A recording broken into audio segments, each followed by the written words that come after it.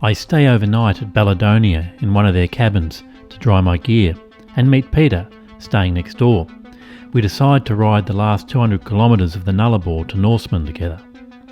Peter had rode his BMW GS650 from Rockhampton in Queensland and was fulfilling a lifelong goal in his 70th year. He rode with an open-face helmet and no gloves, which would have made things interesting when we got a bit of rain up the road.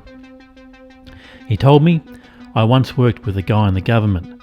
He was just about to retire, and all he could talk about was his $500,000 super fund. He was dead within 4 months of retiring. I didn't want that to happen to me, so I want to do things while I still can." We travel through the Great Western Woodlands, the largest remaining area of intact Mediterranean climate woodland in the world.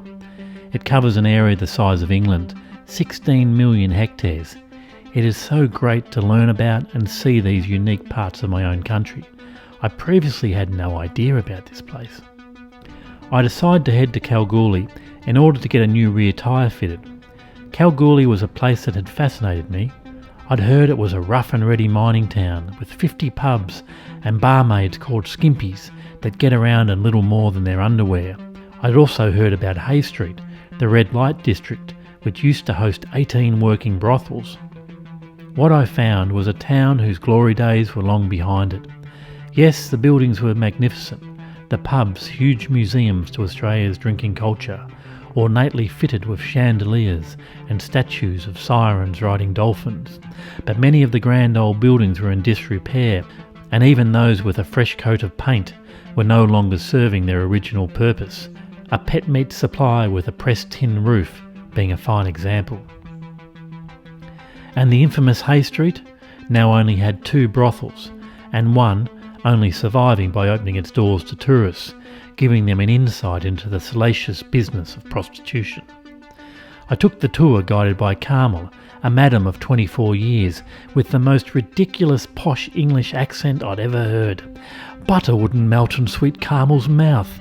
Somehow she innocently ended up transported to a mining town brothel after her doctor suggested she needed a hobby.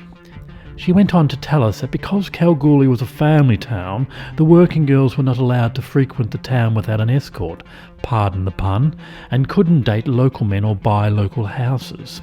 This containment helped keep the business, and let's face it, prostitution is business, confined to the Hay Street area, and in that way controlled. This kept prices high, and we were told of women in the 1960s earning enough to be able to buy a house every single month. We heard stories of girls taking 70 clients a day, but alas, she said, most girls wasted their limited working life on cheap jewellery, expensive clothes, and overseas holidays. She said now all a working girl needed was a mobile phone and an ad in a newspaper. My first meal in this remote gold mining town kind of took me by surprise. It was damn good. A blue swimmer crab linguine with chilli, garlic fennel and tomato sugo, washed down with a gingerbread ale, a zesty summer ale with fresh ginger added to the mash.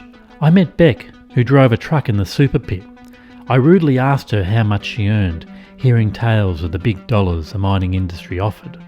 About 100,000, she told me, with about 30,000 going to the tax man. Beck told me the mine preferred employing females to drive the trucks as they were gentler on the machinery.